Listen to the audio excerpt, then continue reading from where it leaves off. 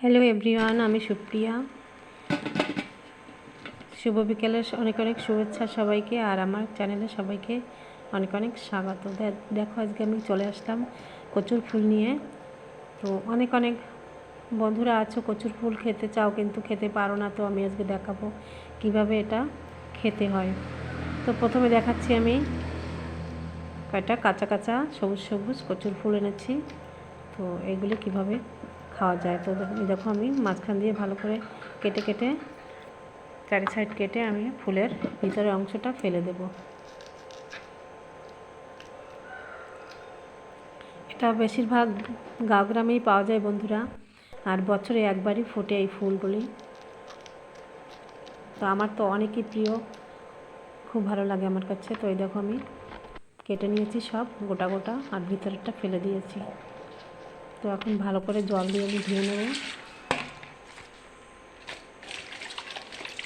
তারপরে একটু সুতোর দ্বারা আমি বেঁধে নেব সবকটা একসঙ্গে। আর ওদিকে ভাত বসিয়ে দিয়েছি, সেই ভাতটা প্রায় হয়ে আসছে, তখন আমি দিয়ে দেব কচুর ফুল কটা।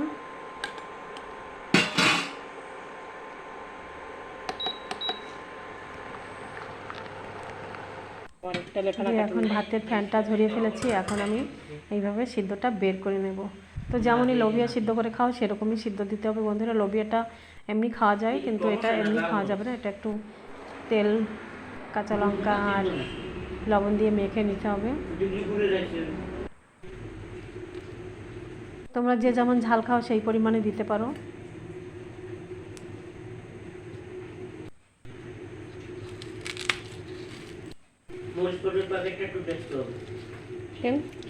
আর আমার ভিডিওটা কে কোথা দিয়ে দেখছো লাইক শেয়ার কমেন্ট করো বন্ধুরা, পাশে থেকো। তো এই দেখো মাখা হয়ে গেছে, কচুর ফুল সিদ্ধ একদম রেডি।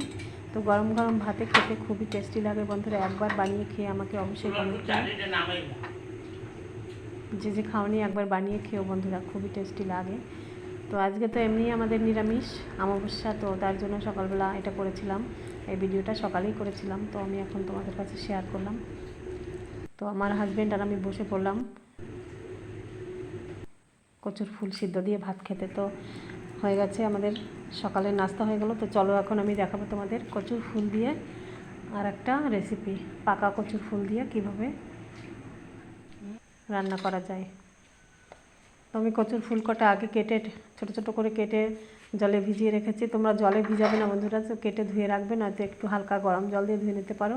তো আমি আজকে হালকা গরম জলও দিইনি, আমি এমনি খালি জল দিয়ে ধুয়ে নেব। আর কড়াই বসিয়ে দিয়েছি, একটু সরষের তেল দিয়ে দিয়েছি, সঙ্গে 2-3টে শুকনো লঙ্কা। তোমরা চাইলে কাঁচা লঙ্কা দিতে পারো, লঙ্কার ভাগটা বেশি দিলে ভালোই হয়, কেননা কচু তো জানো সবাই। এই দেখো কেটে রেখেছি। আর এদিকে আমি কটা আমড়াও কেটে নিয়েছি। এখানে আমড়ার জায়গায় তোমরা টক পাতাও দিতে পারো, খাট্টা পাতা, যে কোনো টক জিনিস দিতে পারো। আমও দেওয়া যায়। তো এখন তো আম তো পাওয়াই যাবে না এই সিজনে। তো আমি তারপরে কড়াইতে তেল গরম হয়ে গেছে, শুকনো লঙ্কাটা একটু লাল লাল হয়ে গেছে, এখন আমি সর্ষে দিয়ে দেবো 1/2 চামচ। তো সর্ষেটা ভালো করে ফুটে গেছে, এখন আমি কেটে রাখা ওই আমড়া আর কচুর ফুল দিয়ে দেবো এর মধ্যে। তেলের উপর একটু শুকনো লঙ্কা, সর্ষে আর সঙ্গে রসুন দিয়ে দিলাম। তোমরা চাইলে পেঁয়াজও দিতে পারো, কোনো অসুবিধা নেই। তারপরে আমি দেখো আমরা কচু ফুলটা দিয়ে দেবো, দিয়ে ভালো করে নুন হলুদ দিয়ে হালকা করে ভেজে নেবো ভালো করে।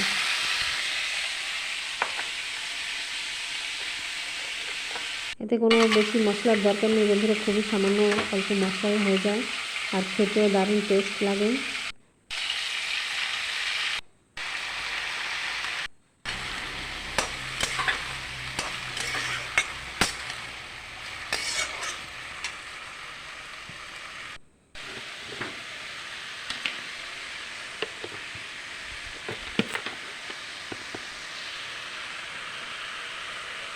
আর এই কচু ফুলটা আমার মার খুবই প্রিয়, খেতে গেলে আমার মার কথা সবসময় মনে পড়ে। তো আমি আমার মার জন্যও নিয়ে গেছিলাম বন্ধুরা কচু ফুল তুলে নিয়ে, যেগুলো করে আমার মাকেও রান্না করে দিয়ে আসছি।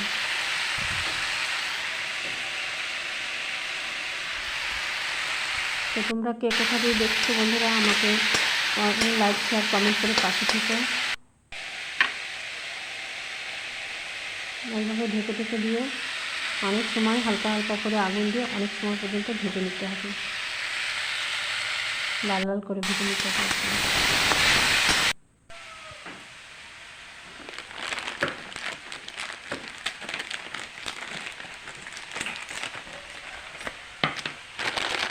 আজকে আমি একটু লঙ্কা পাউডারও দিয়ে দেবো। আজকে আমি একটু লঙ্কা পাউডারও দিয়ে দেবো সামান্য পরিমাণে,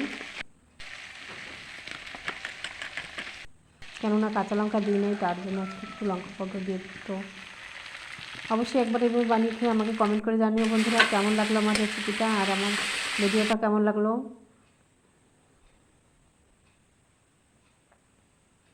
তাই দেখো ঢেকে ঢেকে দিয়ে ভেজে নিয়েছি একদম শুকনো শুকনো করে, একদম রেডি আমার কচু ফুলের রেসিপি। বন্ধুরা দেখতেও যেমন দারুণ লাগে, দেখতে খেতেও খুবই টেস্টি হয়। তো একবার অবশ্যই বানিয়ে খেয়ে দেখো আর কমেন্ট করে জানিও বন্ধুরা। সবাই ভালো থেকো, সুস্থ থেকো।